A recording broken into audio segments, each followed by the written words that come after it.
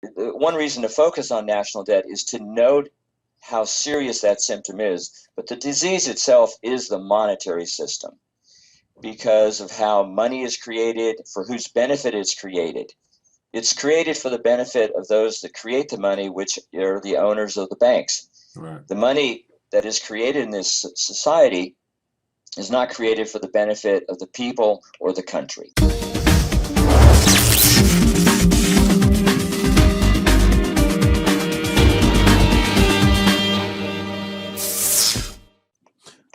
Welcome to Rethinking the Dollar. Today I'm excited to have my guest, Mr. Alan Myers, a CPA, blogger, and monetary historian who's joining us today to discuss our national debt and how it has destroyed our monetary system.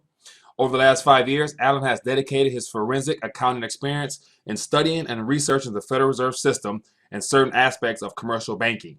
Alan is an active voice in the monetary education realm, and he blogs at domesticenemy1.typepad.com. So, Alan, welcome to Rethinking the Dollar.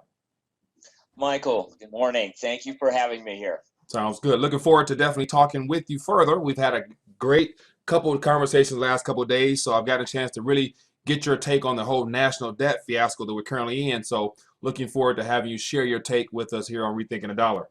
Now, before we get any further, I wanted to get into some Rethinking the Dollar questions. And the first one that comes to mind is, what comes to Alan Myers' mind when he hears the words Rethinking the Dollar?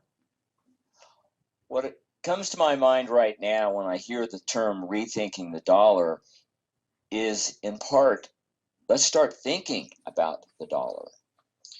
Most people, if you ask them one basic simple question, and I've done this many, many times, what do you know about the Federal Reserve System? They look at me, they kind of chuckle or they sneer a little bit. They may say New York, they may say interest rate, and that's it. Right. Which tells me that as a society, we don't even really think about the monetary system. We don't think about what money is. I like your title, Rethinking It, because it really leads to the conclusion that we haven't done enough thinking. So let's really start doing some rethinking about the basics of what the monetary system is, the history of money, what is money, why do we need it? But ultimately, who creates it? How is it created? For whose benefit? All right. Good So explanation. definitely very important to be thinking and rethinking the dollar. All right, good explanation there. Now, how important is it for, Americans and citizens globally to really begin taking a interest in understanding monetary literacy and as well as their own personal financial dealings? I like that term. I like that term, monetary literacy. I really do. Thank you, sir. How important is it to know about the most important system in your political economic society? That's really the question I think you're asking. And I think it's absolutely key. It's absolutely fundamental, because nothing happens in our society without basically being connected to, running through our monetary system. It's fundamental. Right. I would agree. Now, if Alan Myers was given a chance to give what I call the global state of the economy address, now we're going to get into national debt, but what would you tell people right now if everyone was glued in and tuned into this channel right now, listening to you speak at the podium? What would you tell them? I'd be very short and simple. Death by debt. Our national debt, whether it's you just talk about the national government debt or the larger national debt, which I'll explain later, the debt is our national debt, whether it's the national government debt or the greater national debt. It's unpayable. It's soon to be unserviceable. It's something that cannot continue forever. Basically, what our national debt is 57, our national debt fiscal year after fiscal year has not decreased. This is political, economic death by debt. That's what I tell them. Right, fair enough. Now, speaking of national debt and debt, let's get into that topic a little bit, because you've done a lot of research and you've uncovered a lot of things that we're going to get into today.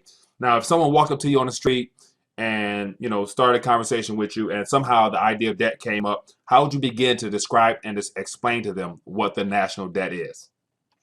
I would differentiate because the term national debt is used a lot, and I've begun to separate it between national government debt, that's the debt the national federal government owes, and then what I call the national debt. The national debt is not only what the government owes, it's what all the states owe, counties, cities, municipalities, and of course, personal debt. Our country is awash in debt. We're drowning in debt. If you took all the money that exists in this country and threw it at all the debt, at the end of the day, we would have no more money in our system and plenty of debt. Mm-hmm. But to stay at the national government debt, it just when was it? In late January, it finally cleared $19 trillion. The number trillion, or the word trillion, has just become a word to people. But it's not. It's a massive number. Mm-hmm. Most people probably have never even written the number trillion, which is one, the number one, followed by 12 zeros. Right. To give you an idea of just how big, massive 1 trillion is, 1 trillion seconds is more than 31,709 years. And to put that in perspective, Michael, if I were to give you a job and I asked you to hand out 1 trillion $1 bills, and you were going to take a second to hand out each one without breaks, vacations, naps, nothing, it would take you 31,700 plus 9 years to hand out that $1 trillion. This is just beyond our general comprehension. To take it into distance, 1 trillion inches is more than 633 times around the Earth at the equator. 1 trillion miles is more than 107 round trips from Earth to Pluto and back.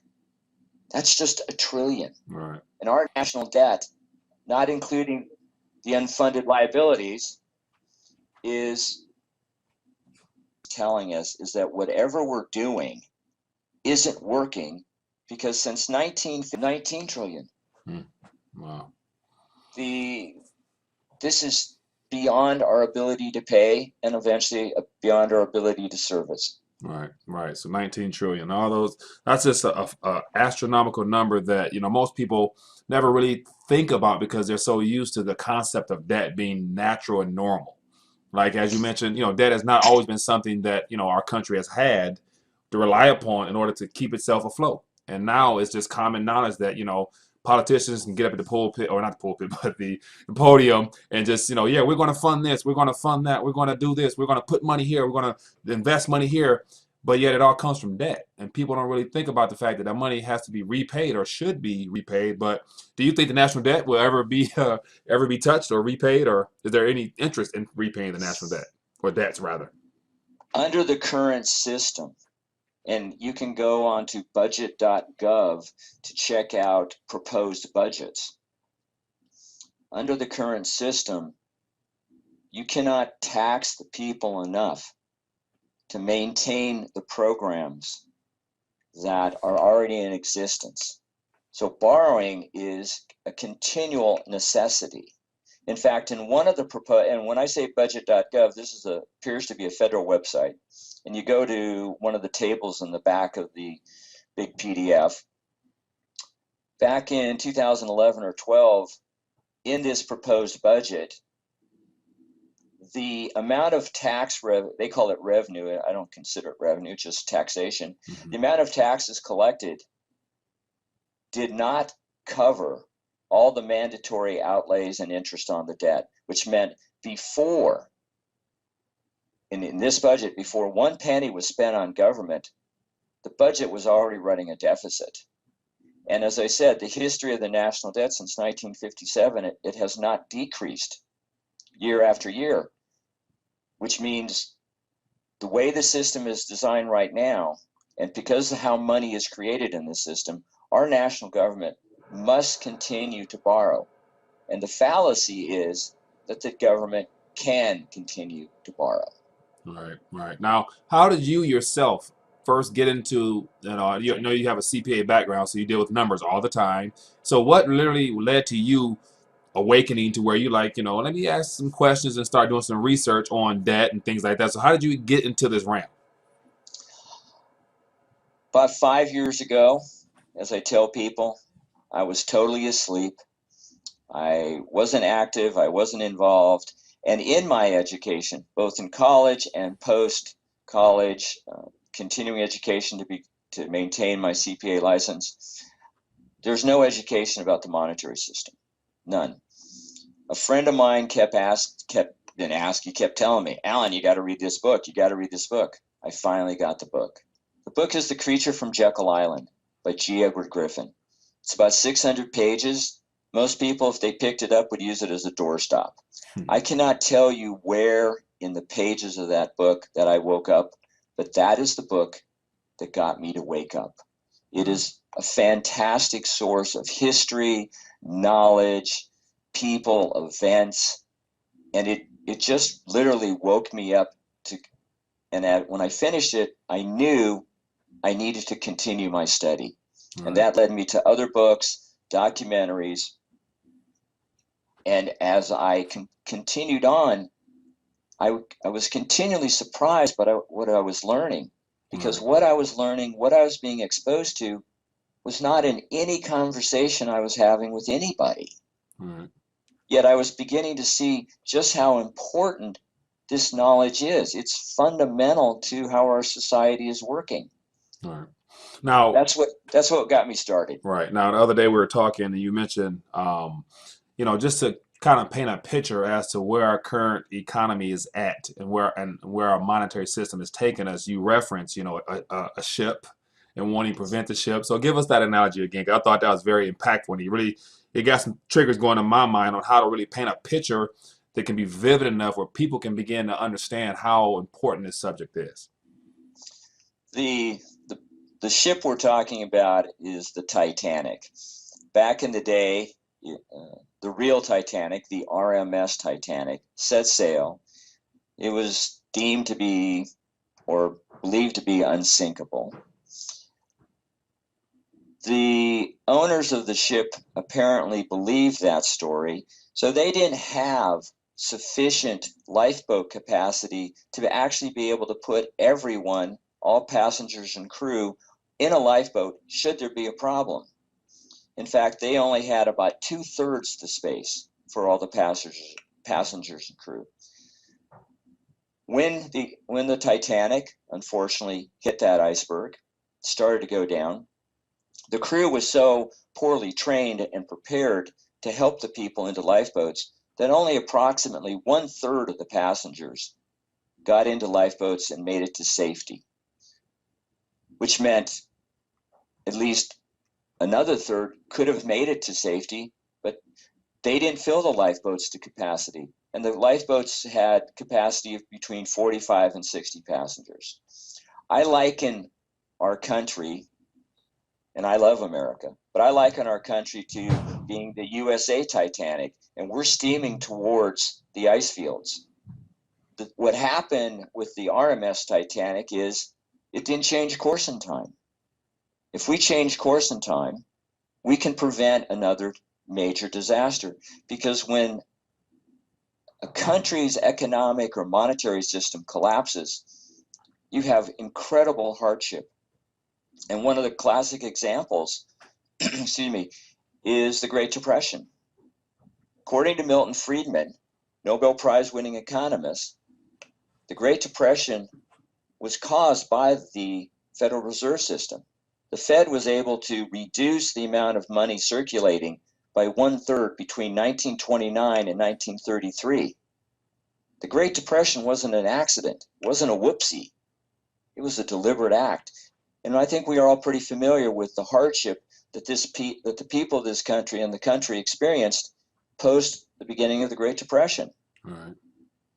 But the Titanic is a reminder that you may think you're absolutely solid, you may think that you're very prepared, but when you leave your safety to the hands of others, and they are not prepared, you are not prepared. Right. Right there, the idea that, the Titanic did go down and it had the reputation as being unsinkable, but yet it came to an end. And so our country has the reputation of being the great nation. We are, the supreme, whatever. We've given ourselves these titles as if there's no way that United States of America can be brought down in a sense. And monetarily, it seems like the national debt could be one of those catalysts that kind of put us in our place. It seems like, huh?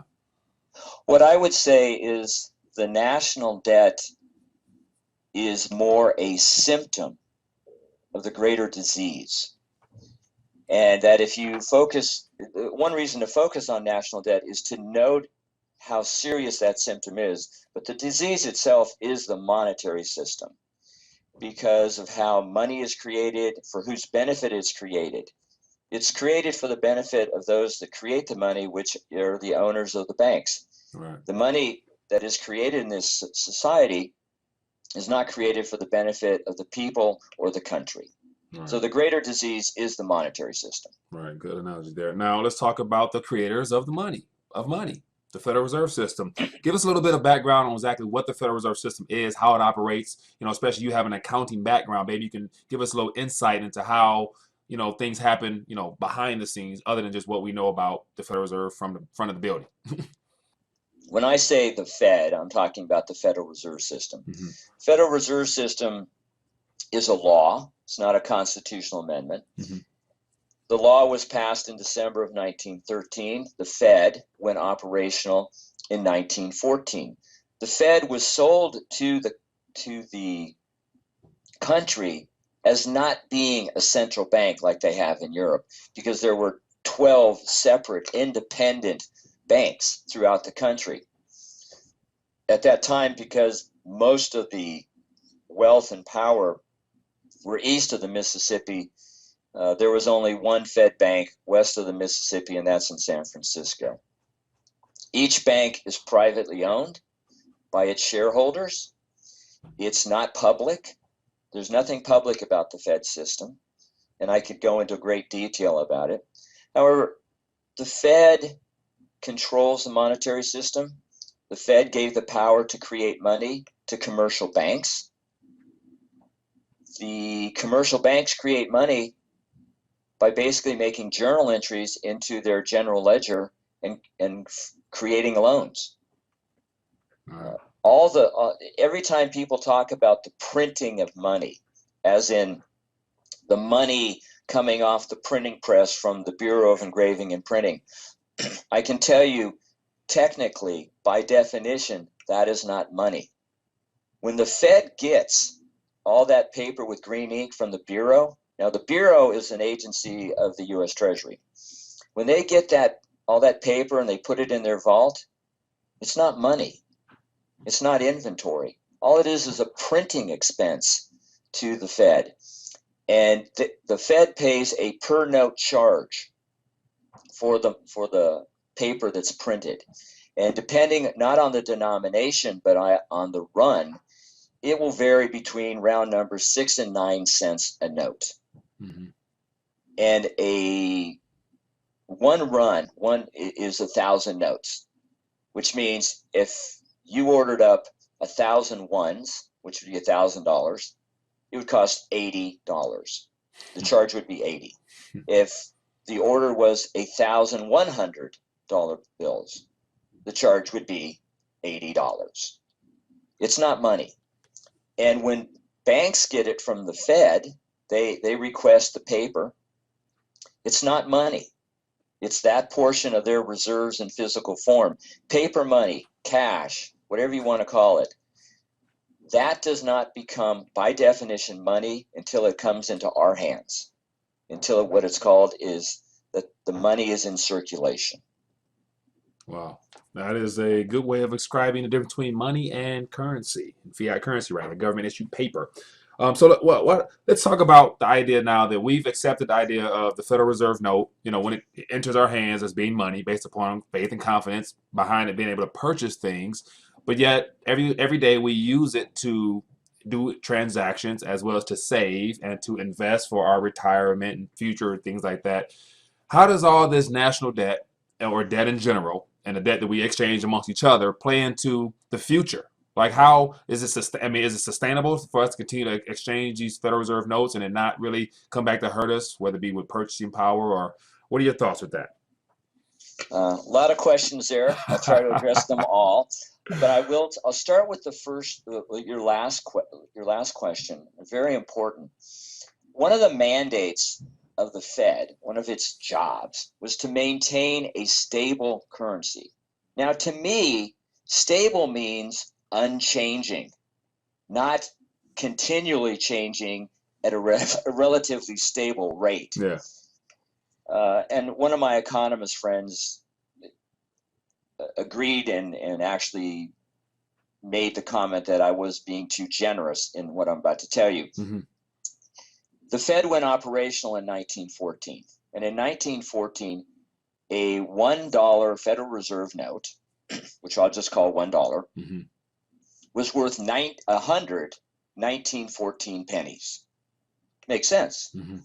Today, in 2016, a $1 Federal Reserve note is worth maybe 2 to 4 1914 pennies.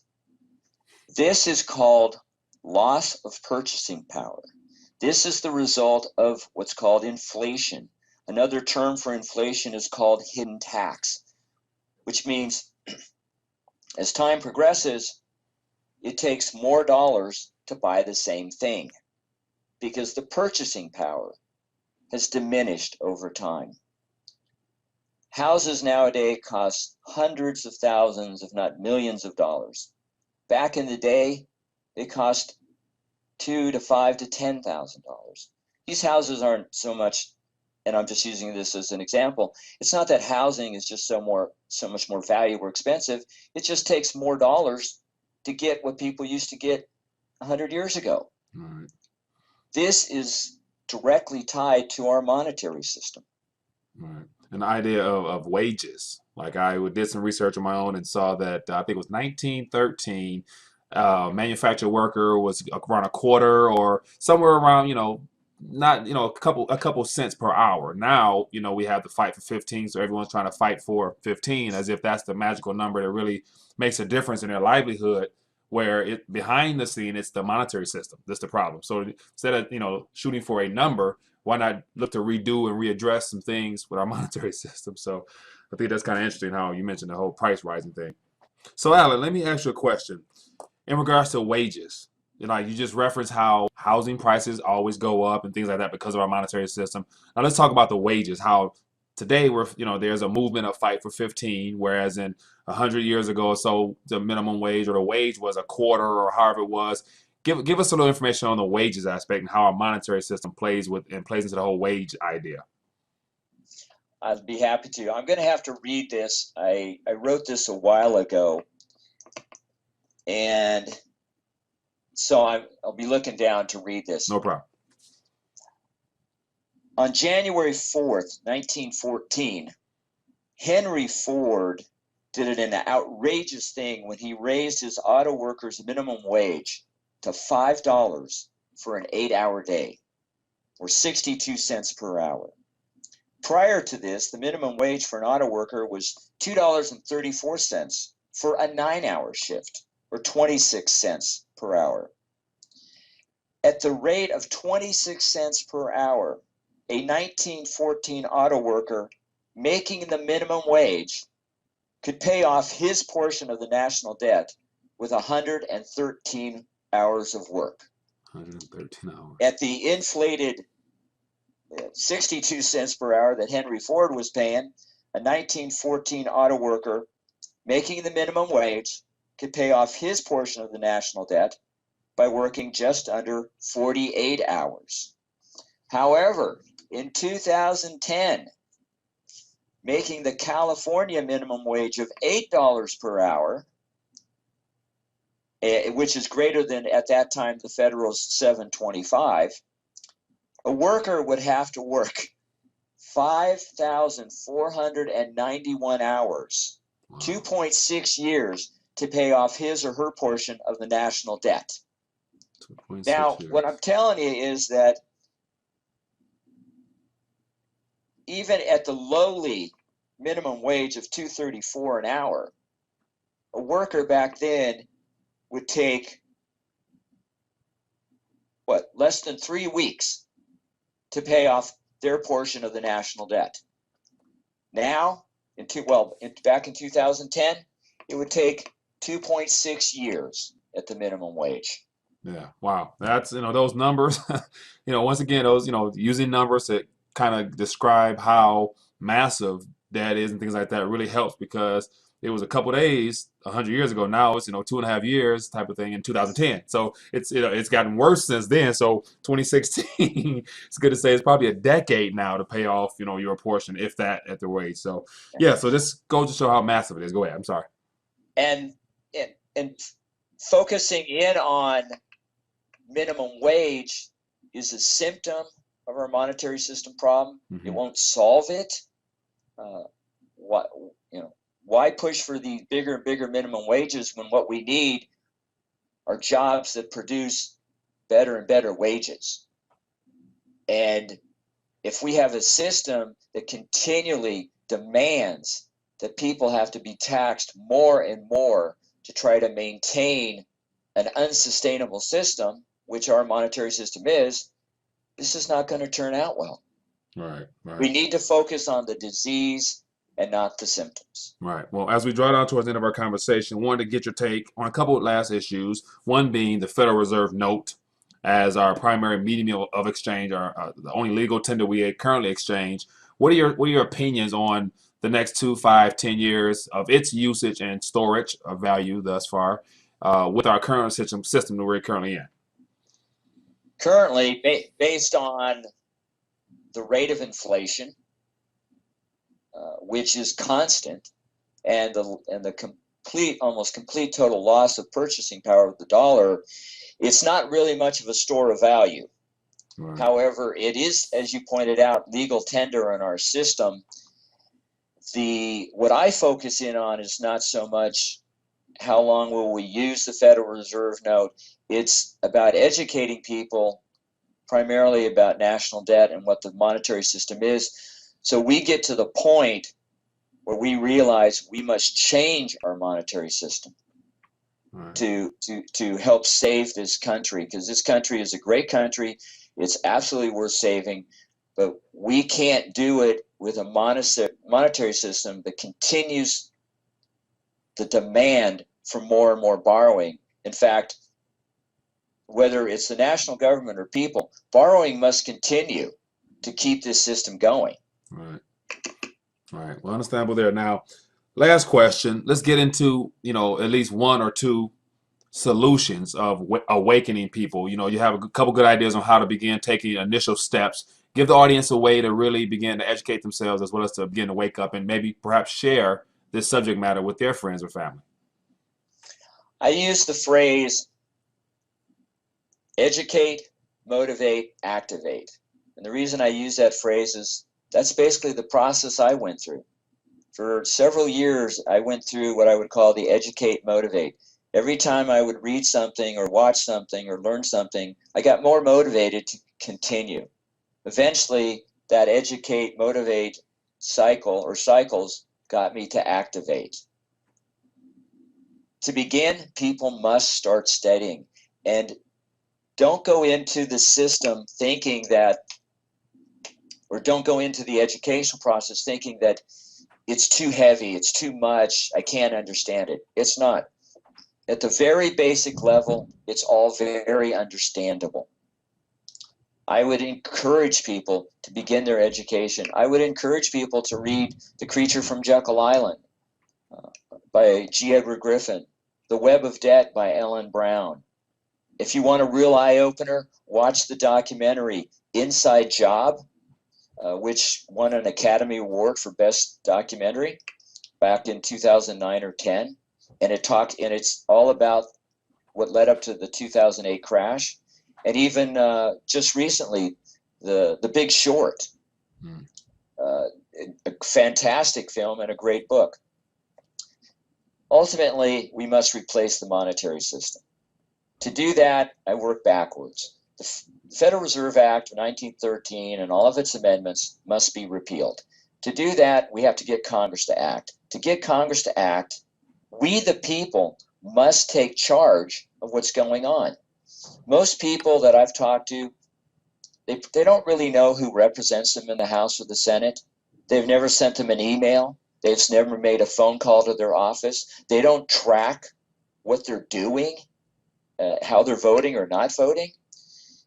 We're the citizen owners of this country. The people in DC are our elected employees, and we've completely ignored our duty, our job, to tell our employees what to do. So I'm not really surprised that things aren't working out. But if we want to fix this country, then we, the people, must demand the changes, and we can. You send an email, you make a phone call to your elected employee in the House and the Senate. If there's a local office, you go visit them, and you tell them straight up, repeal the Federal Reserve Act of 1913 and all of its amendments, or don't come home.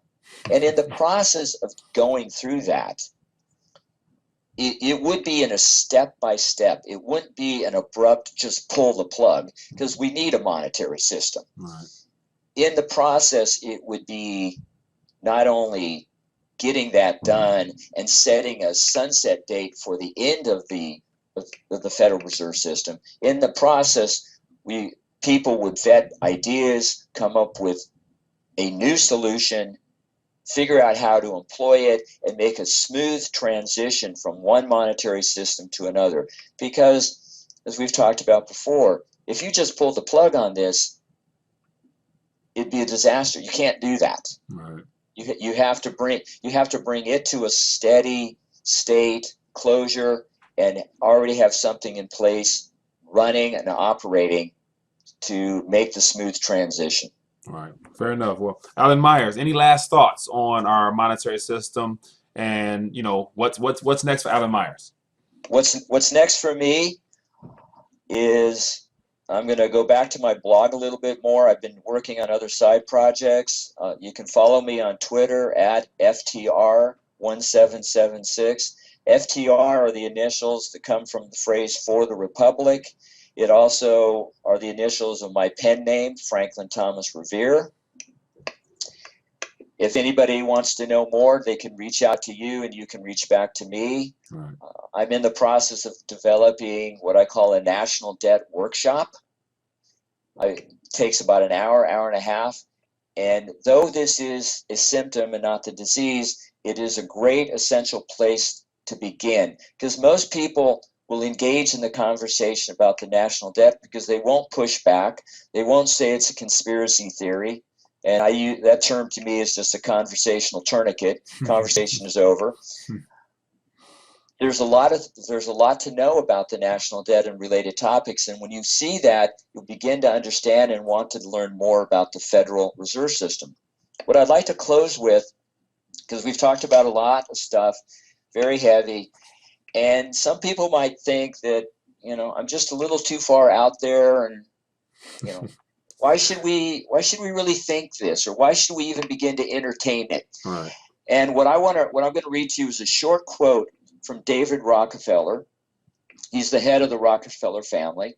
This is from his autobiography, Memoirs, published in 2002.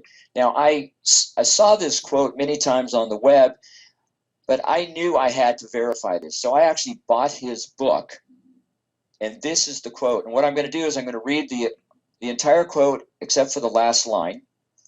I'm going to recap just what I believe he's just said, and then I'm going to give you the last line. And this will give you an idea of what the head of one of the biggest, if not the biggest and most powerful financial family in the United States said in 2002. For more than a century, ideological extremists at either end of the political spectrum have seized upon well-publicized incidences, such as my encounter with Castro, to attack the Rockefeller family for the inordinate influence they claim we wield over American political and economic institutions.